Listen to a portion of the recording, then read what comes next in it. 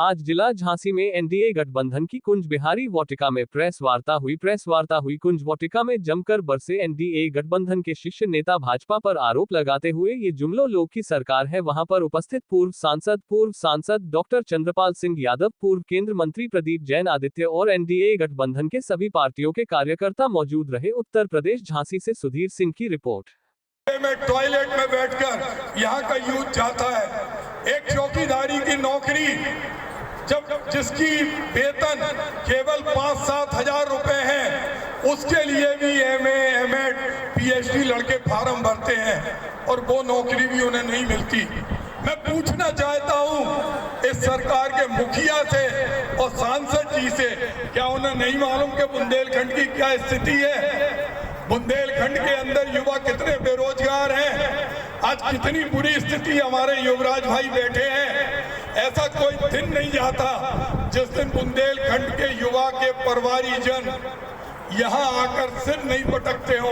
कभी मकान मालिक का किराया नहीं चुका पाते, कभी फीस जो एजुकेशन लोन लिया वो लोन नहीं वापस कर पाते, क्योंकि इस सरकार का और सांसद जी का कोई इसमें हस्तक्षेप नहीं है। जी ने कहा कि श्रीमान जी नोट बंद कर दो, नोट बंद हो गए। आधा घंटे बाद एक दिन उन्होंने कहा जीएसटी लगा दो, जीएसटी लगा दी गई। जितनी इंडिया गठबंधन दलों का आज युवा न्याय कार्यक्रम है, जिसमें मुख्य अतिथि जिन्होंने अंतर्राष्ट्रीय माटी में झांसी का नाम गौरवान्वित किया, डॉक्टर चंद्रपाल सिंह यादव जी हैं। हमारे कांग्रेस के राजा प्रताप हैं, आप पार्टी के द्विवेदी हैं और सभी जिलाध्यक्ष युवाओं के और छात्र सभा के सबका एक ही लक्ष्य है कि पिछले 5 साल में बुंदेलखंड में सबसे ज़्यादा बेरोजगारी है। खास तौर से झांसी ललितपुर में हर दिन कोई ना कोई युवा जो कहीं नौकरी कर रहा था उसकी छटनी की। हमारे सांसद जी खामोश होके लोकसभा में बैठते हैं, जनता के बीच में आते नहीं हैं, और जब भ्रष्टाचार की आवाज़ उनकी ही पार्टी की छात्र इकाई उठाती है तो भी उनके मुंह में ताला लगा रहता कि भ्रष्टाचार को हम क्यों रोकें। 35 लाख 40 लाख रुपए देकर बुंदेलखंड यूनिवर्सिटी में नौकरी लगती है।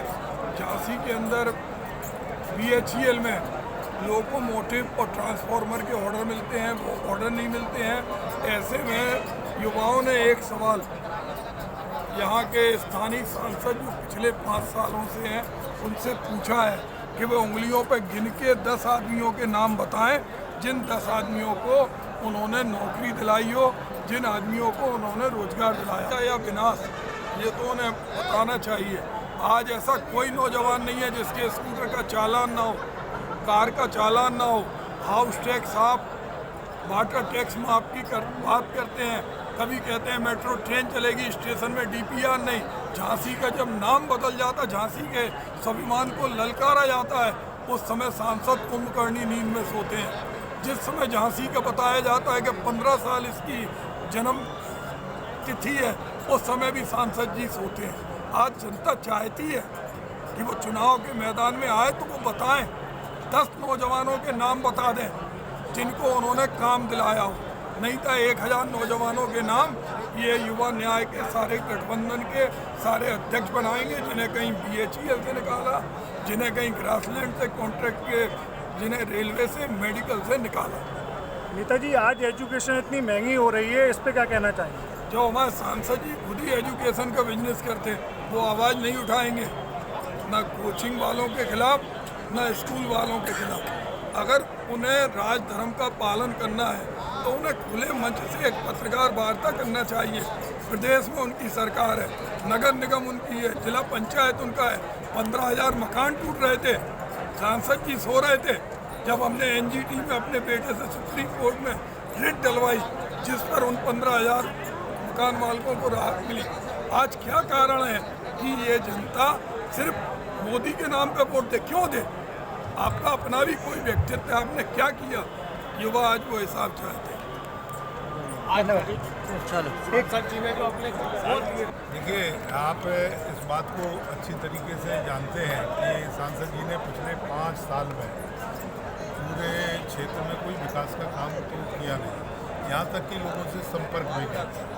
गोद लेने वाले गांव तो 2 हो सकते हैं, 4 हो सकते हैं, लेकिन मैं तो गारंटी के साथ इस बात को कहता हूँ कि पिछले 5 साल में कोई विकास का काम इस क्षेत्र में नहीं हुआ।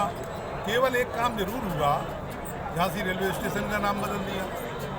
आपको बच्चे को पता है कि झांसी का फ्लाईओवर, सीपी बाजार का फ्लाईओवर माननीय अखिलेश यादव ने बनाया था, उन्हें अपने पिताजी का नाम लिख दिया। तो ये गलत है।